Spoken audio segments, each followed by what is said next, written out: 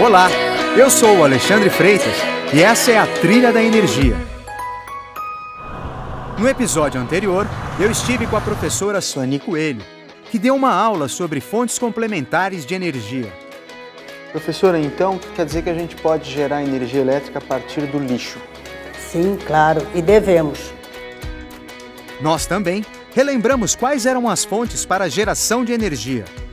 E depois, investigamos outras fontes para gerar eletricidade. Em Pirassununga, no interior de São Paulo, entendemos como é a geração de eletricidade a partir da biomassa de bagaço, fonte de energia produzida a partir da cana-de-açúcar. O processo de produção de açúcar e álcool começa com a moagem da cana-de-açúcar. O bagaço é a biomassa. Exatamente, o bagaço é a biomassa. Ou de outros resíduos, como por exemplo a casca do arroz. Vocês aproveitam 100% do arroz em si e também do que sobra do arroz, da biomassa, é isso? Da biomassa, além de gerar energia, a cinza hoje ela vira cimento. Por fim, estivemos em Angra dos Reis e visitamos a central nuclear Almirante Álvaro Alberto, mais conhecida como Angra 1 e Angra 2. Lá conhecemos a operação da usina nuclear e os seus sistemas de segurança. No episódio de hoje, vamos entender como funciona a transmissão de energia. É fácil transmitir eletricidade? Quem faz a manutenção das torres de transmissão? E quais as tecnologias que podem auxiliar nesta transmissão?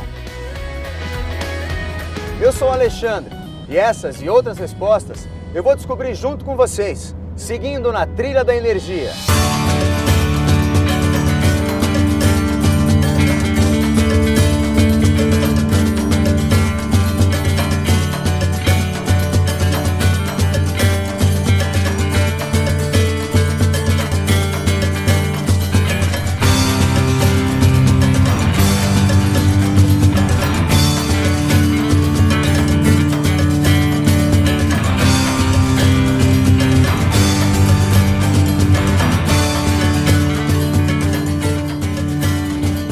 Vendo essas torres ao longo da estrada? São torres de transmissão. Elas levam a energia gerada por usinas hidrelétricas, termoelétricas ou nucleares, como a de Angra, onde estivemos, para as cidades. E olha só, a empresa que gera energia não pode ser a mesma que transmite. Isto porque a legislação brasileira não permite, tem que ser empresas diferentes. Essas torres fazem parte de uma paisagem muito comum aqui no Brasil. São linhas de transmissão que cortam o país de norte a sul e de leste a oeste. Bom, como a gente já sabe como a energia elétrica é gerada, agora a gente precisa entender um pouquinho mais sobre a sua transmissão, saber como ela chega nas cidades e nos seus centros de consumo. Vamos lá?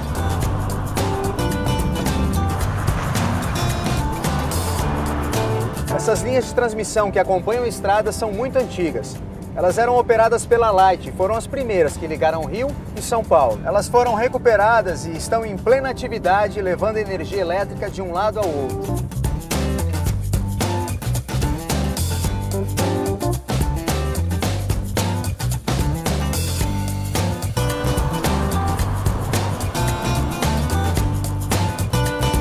Estou chegando numa subestação de transmissão de energia aqui em Taubaté. Eu quero tentar entender um pouco mais sobre a tal da transmissão de energia e mais, saber como a energia gerada lá nas usinas é levada até as cidades e seus centros de consumo. É logo ali, ó.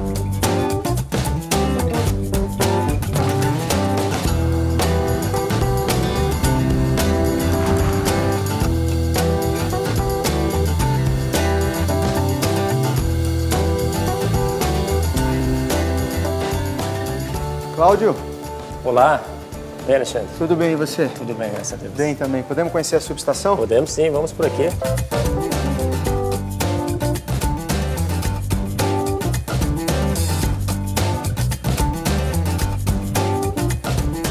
Joe, qual que é a função de uma subestação? Então, a função de uma subestação é baixar a tensão que chega das linhas de transmissão. Quer dizer, pelo que eu estou entendendo, tem quem gera energia elétrica, quem transmite, né? E no Sim. caso, rebaixa a energia. Baixa energia, alimenta outra subestação para atender os consumidores. E esse barulho que a gente ouve constantemente aqui, o que é isso? Devido à tensão ser muito alta, a energia tenta fugir dos cabos conectores.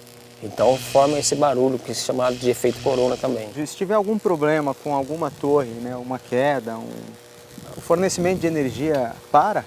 Não, o fornecimento de energia não para porque o nosso sistema ele é interligado. Então se há um problema com uma linha de transmissão, os relés, a proteção vai desligar esta linha e a outra linha que está interligada com ela assume esta energia. Existe perda nessa transmissão de energia até a subestação? Existe. Todo o sistema de transmissão de energia existe perdas. Até na própria casa da gente, se você ligar uma extensão na tomada de 220 volts, uns 15 metros, se você for medir essa tensão, já tem uma pequena perda nesse pequeno espaço. Agora você imagina quilômetros e quilômetros de distância. Então a tensão tem que ser elevada, porque quanto maior a tensão, a corrente, aqui a intensidade da energia, diminui, aí a perda é menor.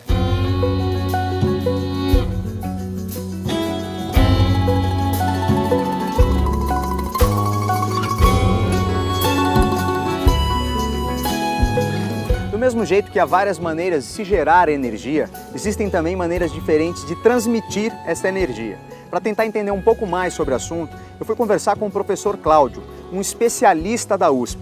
E olha só o que ele falou sobre corrente alternada e corrente contínua.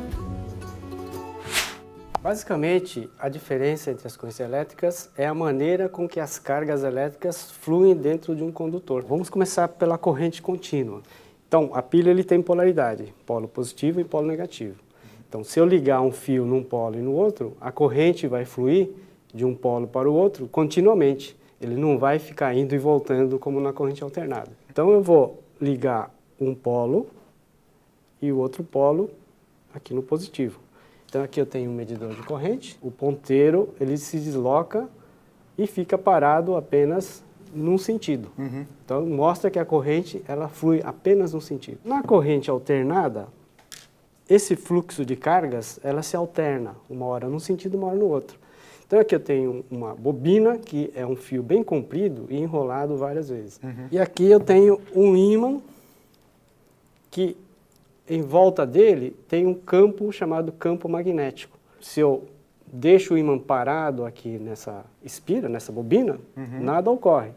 Porém, se eu movimento, a corrente ora é num sentido, ora no outro. Ou seja, eu estou transformando minha energia mecânica em energia elétrica. Esse é um caso típico de corrente alternada. E é assim que é gerado nas grandes usinas.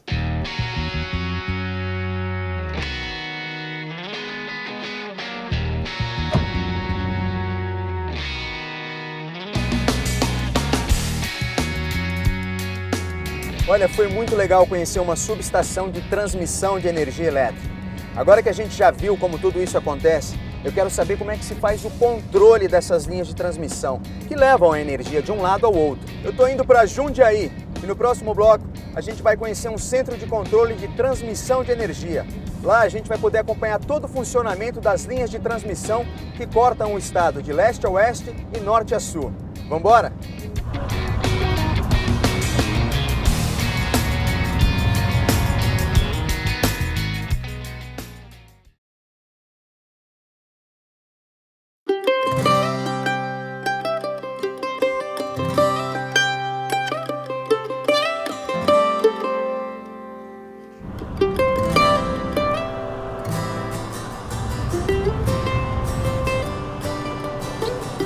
Nós vamos acompanhar como é o controle das linhas de transmissão. Lá no centro de controle é possível monitorar todo o fluxo das linhas de energia.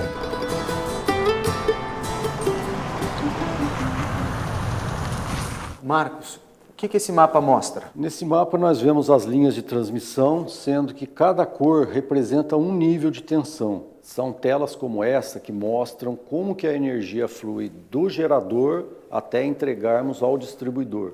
Então, por ali você consegue saber como estão os parâmetros que regem essa transmissão dessa energia. Uma vez a energia entrando nas subestações dos distribuidores, eles assumem e vão entregar a energia nas casas das pessoas. Como que é feita a manutenção dessas linhas? Existe a manutenção preditiva ou programada e aquela que acontece para a correção de defeitos que surgiram subitamente. Os desligamentos intempestivos ocasionados ocasionados por descargas atmosféricas, queimadas ou outras causas, nós acionamos a manutenção que se dirige ao local, executa o trabalho e devolve à operação esse equipamento. Existem lugares com acesso difícil para fazer a manutenção das torres? Sim, existem torres que ficam em locais de difícil acesso, como exemplo, cito aqui a Serra do Mar, onde em alguns locais só se acessa a torre através de helicóptero, porque ela passa por uma mata, uma floresta que não pode ser afetada. Nós não podemos abrir caminhos por essa mata para chegarmos lá. O centro de controle funciona 24 horas por dia, 7 dias por semana.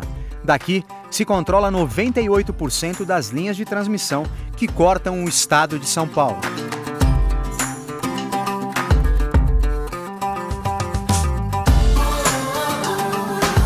Daqui eu vou para a Serra do Mar. Lá eu vou acompanhar a inspeção nas linhas de transmissão.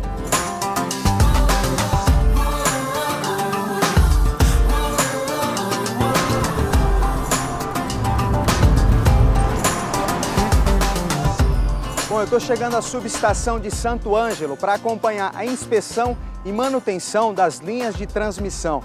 Daqui saem várias delas que levam energia para os litorais norte e sul. Essas linhas cruzam a Serra do Mar. Em alguns lugares o acesso é tão difícil que esse trabalho só pode ser feito por helicóptero. Roberto, essa inspeção e a manutenção que vocês fazem é rotina para vocês? Essa é uma inspeção rotineira que nós fazemos para garantir toda a qualidade e segurança do atendimento de energia para o litoral norte, né, do estado de São Paulo, e com uma atenção especial também para as indústrias, para as grandes indústrias, né, principalmente o polo petroquímico de Cubatão. E como que é feita essa inspeção? O que dá para ver lá de cima? Qual o trabalho do técnico? O nosso inspetor, ele tem que observar com muita atenção a questão da vegetação, né, porque é uma área de mata nativa, né, para que a aproximação dessa vegetação em relação à linha de transmissão não comprometa o fornecimento de energia. Tem que ficar atento também com relação à parte eletromecânica, né, das torres e dos cabos de energia, né, das cadeias de isoladores, o cabo para-raio das estruturas, tudo isso observado. Eu pude fazer um voo de inspeção. Para ver as linhas lá de cima, eu acompanhei o Walter, que é um técnico experiente. Ele faz isso há 27 anos. Além da inspeção visual, que é cuidadosa e detalhista, ele conta com uma câmera de calor. O equipamento que lê temperatura pode revelar qualquer anormalidade nas conexões das linhas nas torres de transmissão. Tudo é cuidadosamente anotado para que depois, se for o caso, uma equipe possa ser deslocada por terra para fazer os ajustes. Há um olhar especial para a vegetação nativa, identificando um eventual ponto onde ela possa oferecer risco para a linha, garantindo assim que se corte o estritamente necessário.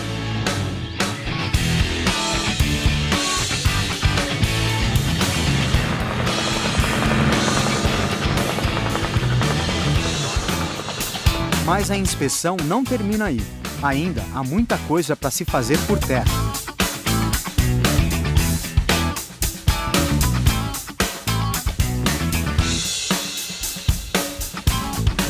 Uma verdadeira escalada, não é mesmo? Pois é, a inspeção das linhas de transmissão passa também pela inspeção das torres.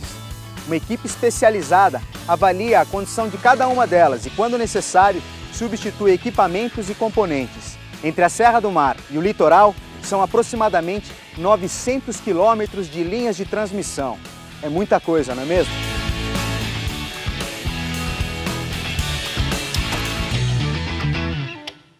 Do César, inspeção, esse é o trabalho de vocês. Positivo. Nosso serviço aqui na empresa é fazer inspeção terrestre geral e fazer inspeção aérea. E as torres que ficam em lugares com um acesso um pouco mais complicado, como que funciona? Nós temos torres de acesso desde meia hora até 3 horas de caminhada. E existem torres também que nós não temos acesso a pé.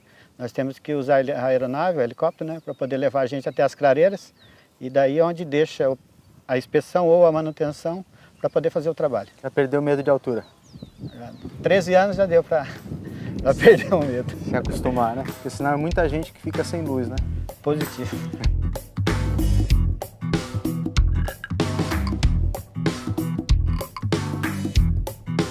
nós vimos como é feita a inspeção e manutenção nas linhas de transmissão e morar perto delas. A gente conversou com o professor José Roberto. Olha só o que ele disse. Professor, as pessoas que moram ao redor dessas linhas de transmissão de energia, existe risco para essas pessoas? O que acontece é o seguinte, quando se projeta uma linha de transmissão, os projetistas calculam o campo elétrico e o campo magnético produzido por essas linhas. E estabelece uma faixa de passagem que é função dos valores máximos admitidos pela Organização Mundial da Saúde. Você estando fora dessa área de passagem, né, segundo a Organização Mundial da Saúde, você está protegido. Tá? E por outro lado, também não existe nenhum suporte científico ainda que ateste uma correlação entre problemas, né, de saúde com o efeito do campo magnético produzido por linhas de transmissão. Agora, o simples fato de você passar embaixo de uma linha, seja ela a tensão, isso não vai afetar nada. Você vai ficar exposto a um tempo muito curto, né, que não é suficiente para causar nenhum dano. E a aventura não para. Daqui eu vou pegar um avião para Belém, no Pará. E de lá, visitar a torre de transmissão de energia elétrica mais alta do Brasil. Uma das mais altas do mundo. Vambora? É possível construir uma obra dessas no meio da mata em harmonia com o meio ambiente? É isso que a gente vai explorar daqui a pouco. Não saia daí!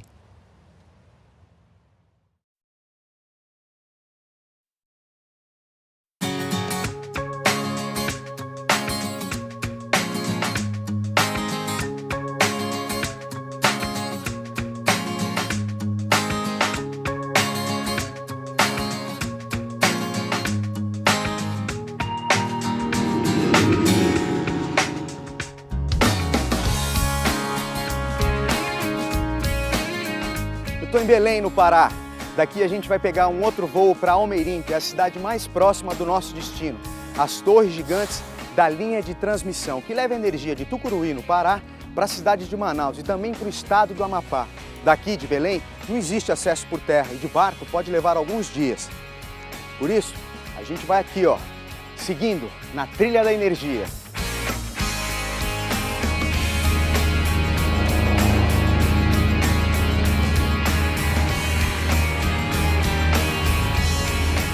Daqui de Belém até Almeirim, o voo dura cerca de 2 horas.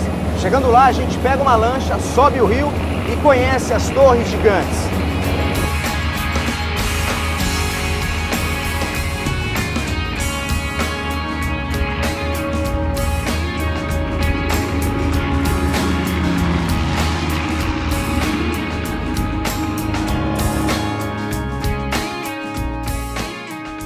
Gerson, opa! Alexandre, tudo bem? Alexandre, prazer, Gerson. Almeirim é uma cidade aqui do estado do Pará. Tem pouco mais de 30 mil habitantes e fica na beira do grandioso rio Amazonas. O caminho por terra é bem restrito. Assim, é pelo rio o principal acesso para a cidade e é pelo rio também que navega toda a economia daqui.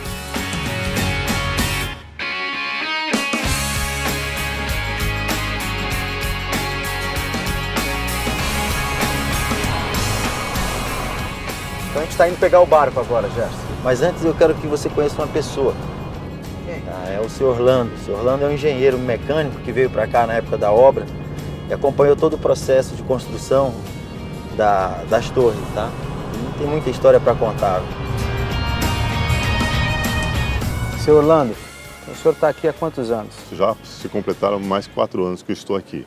Não pretendo sair daqui. Quando o senhor foi convidado e ficou sabendo do projeto ambicioso, o senhor chegou a ter alguma dúvida de que era possível executá-lo? Veja bem, quando eu vim para cá, estava fazendo construção civil e tinha muitos problemas de interferência com relação a solo, com relação à drenagem. Então é um negócio complexo para se fazer isso aí com a mão de obra que a gente tem aqui. Felizmente tudo correu bem e a torre foi construída e está aí estável até hoje. Como que os ribeirinhos viram a construção da torre? Como que eles se relacionavam, inclusive com os chineses, né? Alguns foram treinados, outros foram adaptados, outros fizeram mais ainda, fizeram cursos e participaram da obra. E, na verdade, os chineses promoveram uma integração. Eles participaram com festas, participaram de concursos. E eles que montaram mesmo a estrutura da torre? Essa torre é chinesa, elas são duplas, são duas torres, uma na montanha e outra no leito do rio. Essas são gêmeas, são iguaizinhas e elas têm uma característica que foram fabricadas pelo mesmo fabricante e foram testadas como deitada, porque elas se aproximam de 296 metros, mais ou menos, e é maior que alguns metros que a Torre Eiffel de Paris. Que o material chegou na China todo via marítimo, foi colocado no pátio lá, das duas torres misturadas. Quanto tempo que foram montadas as torres? As torres foram começadas a montar em março e foram mais ou menos até setembro, outubro do ano 2011. Foi uma obra grandiosa, né? Uma obra bastante complexa, bastante difícil de ser executada com os parâmetros que a gente tinha. Um rio como esse tinha que ter alguma coisa desse tamanho, né? Não poderia ser diferente, né? O tamanho da Amazônia, o tamanho da grandeza do nosso povo e a nossa identificação para transportar energia do sul até Manaus só poderia se atravessar o Amazonas e foi uma obra grandiosa.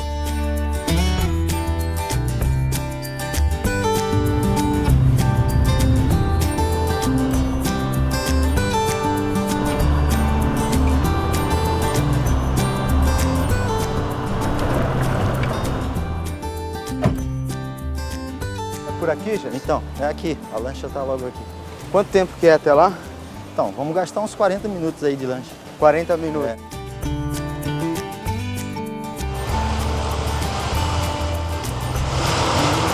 Por que escolher exatamente esse ponto para instalar as torres? Aqui é porque é o ponto mais estreito do rio, né? Então favoreceu essa, que é o vão aí de 2.180 metros, né?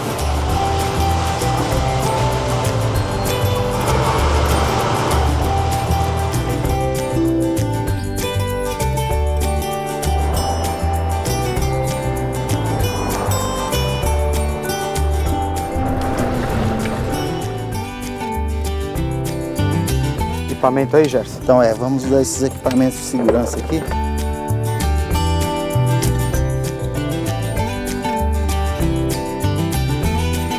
Aqui está conectado ali.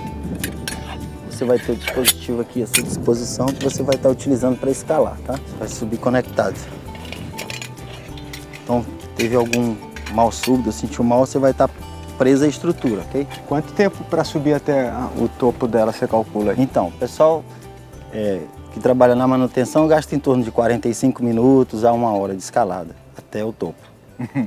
318 metros. É um prédio de mais de 100 andares. Isso. Vamos embora? Ok, vamos lá? Vamos embora. Aqui, ó, cuidado com a cabeça aqui, ó.